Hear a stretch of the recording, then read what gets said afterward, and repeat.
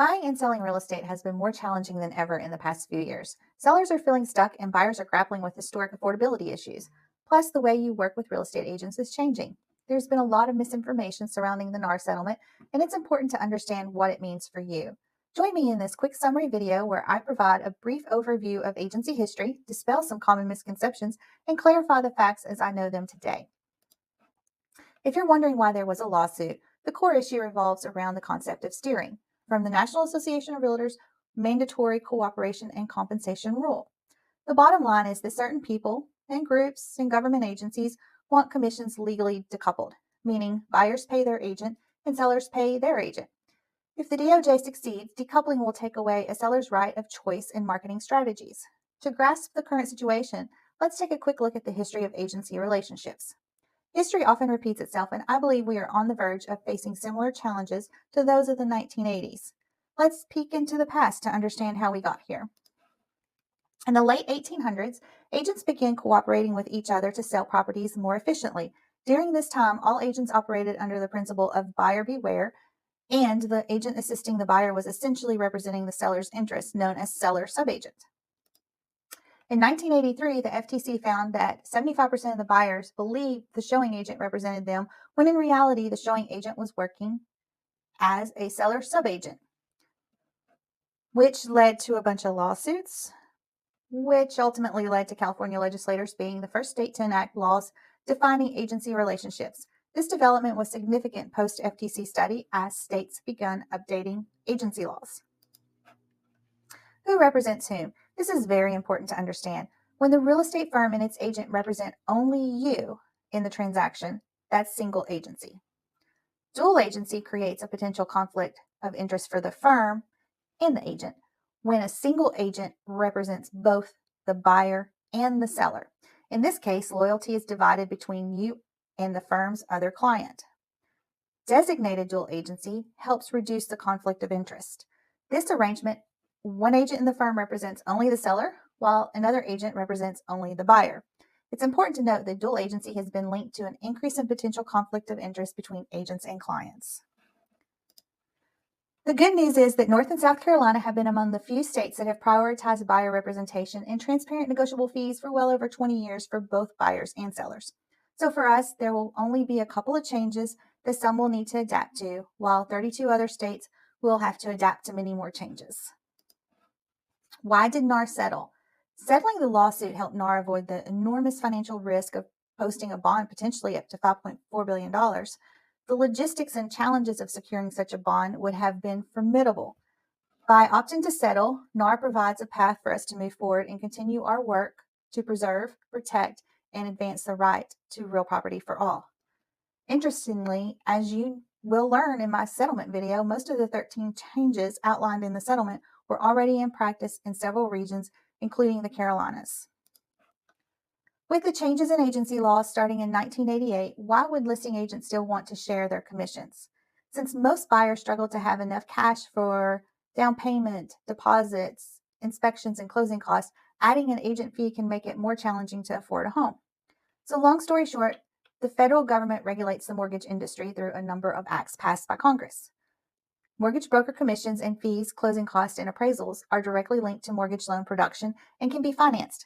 However, the government views real estate commissions as a service provided and not directly linked to mortgage loan production. Additionally, the government believes there is no way for the lender to recover the value of service in the event of a mortgage default. This practice is unlikely to change anytime soon. So if sellers are not offering buyer agent compensation or closing cost concessions, buyers will need to pay their buyer agent directly. Let's talk about a few topics the media has gotten wrong. Does the settlement force real estate agents to slash their fees, commissions? No. Does the settlement require sellers to no longer pay a commission to the buyer's agent? No. Will buyers need to sign a formal agreement with an agent before seeing a home? Yes. Will the settlement lower housing costs? No. Are commissions in real estate fixed? No, they are not. Let's talk about the residential real estate industry and how it's offered consumers a wide range of options to choose from. These options include low flat fee limited service, flat fee full service packages, customizable a la carte menus, iBuyer discount models, and traditional commission-based models where agents earn a percentage of the selling price, sometimes as high as 8% or more. Some agents even operate similar to attorneys, charging a retainer fee and either a flat fee or hourly billing. While non-traditional models offer potential cost savings for consumers, it's important to recognize that they may provide limited service and support compared to transparent full-service brokerages. Buyers and sellers should carefully consider their individual needs and preferences for assistance throughout the real estate transaction process. Understanding appraisals and commissions. Seller pay commissions, agents' fees, do not inflate home prices or factor into price adjustments on appraisal reports. However, seller pay concessions, buyer closing costs, do factor into price adjustments. There is no line item for agent compensation to be factored into the value of the home. As of April 15th, Fannie Mae and Freddie Mac have clarified that if the seller or seller's real estate agent continues to cover the buyer's real estate agent's commission in alignment with local common and customary practices, these amounts are not required to be included in the interested party contribution limits, also known as closing costs, which show on the appraisal. A long-standing rule has prevented VA buyers from paying their buyer agent or other fees. However, on May 21st, 2024, the VA announced its plan to temporarily allow buyers to compensate their agents directly. This temporary suspension starts on August 10th, 2024. Sellers can still choose to pay the buyer's agent's commission, which does not count against the VA's 4% cap on seller concessions. This change comes in response to the settlement by the National Association of Realtors in March of 24. What does the settlement mean for buyers and sellers? In the Carolinas, our listing agreements and buyer agency agreements have meticulously outlined the compensation amount agreed upon for over 20 years. The way we operated was a streamlined process where the listing agent lists the co-broke fee in the MLS, which served as a unilateral offer of compensation. This offer could vary and be even set to zero. Everyone is aware that the broker and seller were offering compensation and the amount without having to take any extra steps. Ultimately, compensation for both the listing broker and the buyer broker is distributed from the seller proceeds and detailed in the closing disclosure. The new model will be implemented by August 17, 2024 nationwide and is subject to modification until final approval expected around November. As you can see, this model is not as straightforward and will require a bit more upfront work for buyers to understand the financial impact on them before viewing homes.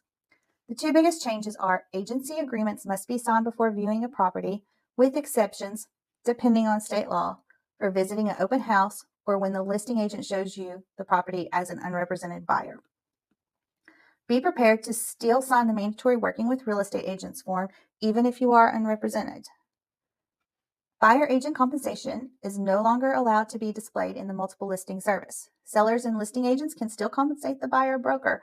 However, the offer must be made outside of the MLS.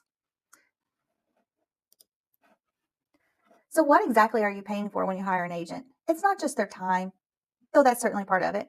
You're investing in their extensive training, specialized knowledge, and invaluable experience to assist in minimizing risk and financial loss. They are your trusted advisors, helping you navigate the intricate web of legalities, market trends, and negotiation strategies. It's a common misconception that being a real estate agent is easy. However, the truth is, many don't make it past their first year in the industry. Here's the reality. While there are some bad apples, as in any profession, good real estate agents are more than just professionals. They're aiming to make a positive impact within their local community and for their clients. They're self-employed individuals who typically work on a contingency basis, taking on all the financial risk. This means that they cover all the business expenses upfront, cost from operation expenses to marketing expenses, like professional photography, without any guarantee of reimbursement for their expenses or compensation for their work. They only get paid for a successful closing. Additionally, real estate agents also face personal safety risk when meeting with strangers. Despite these uncertainties, dedicated agents persist because they genuinely care about their clients' needs and strive to deliver exceptional service every step of the way. Who are the real winners? In a motion submitted to the court on February 29th, the Sitzer Burnett attorneys requested $82 million, representing approximately 40% of the initial 3 settlements. In their motion, they highlighted the significant risks they undertook by operating on a fully contingent basis. They emphasized that they had advanced nearly $13 million in out-of-pocket expenses with no assurance of reimbursement for their expenses or compensation for their work. Most attorneys working on contingency basis charge between 30 and 40% of their settlement. On May 9th, the judge awarded the plaintiff's attorneys 33 1/3% of the settlements. Keep in mind the total expenses was $13 million. Also, note the named plaintiffs who took the stand were awarded only $25,000 each. In addition, the settlement is currently up to approximately $970 million, with the attorneys receiving a third. The settlement class is expected to receive about $5 to $10 each. So, who are the real winners? As we wrap up, here's a summary of the new required process. For sellers can still offer compensation to buyer's agent as they have in the past. Only closing costs and concessions are allowed to be advertised in the MLS, depending on that particular MLS rules. Seller paid agent compensation can only be displayed on the listing firm and listing agent's websites. For buyers to view any homes, a buyer must sign an agency agreement specifying the payment amount and the method for the buyer agent service. The exception is if they are unrepresented and the listing agent shows them the property or open house viewings. The best practice as a buyer agent is to confirm if any compensation is being offered up front and in writing. Based on the seller's response, buyers can then decide whether to view the home or not, depending on the financial impact it will have on them.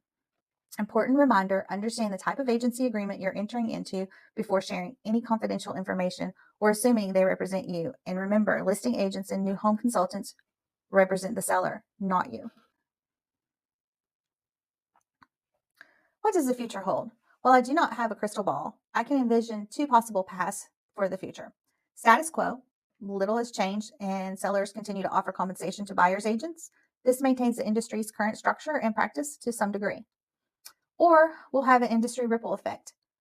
We may see significant changes that could lead to more lawsuits due to unrepresented buyers or an increase in dual agency situations similar to the seller subagency lawsuits we saw in the 1980s. You may see more upfront fees being charged by brokers. You could see less broker competition if half the agents leave the industry, which will ultimately lead to higher prices for buyers and sellers. Overall, various market factors will continue to influence what real estate agents charge for their services. These factors include consumer preferences, supply and demand, cost of doing business, competition, market trends, regulations and compliance, and economic conditions. All these elements, I believe, will lead to higher costs for the buyers and sellers. Stay tuned for a more comprehensive series where I'll help you understand how we got here. We'll explore the history of agency, unravel different representation models, delve into agent governance and compensation, and break down the proposed settlement. Click the follow button to be notified when I post new content. I'm Geena, a real estate broker licensed in North and South Carolina with 2 decades of experience. Thank you for watching, and I'll see you in the next video.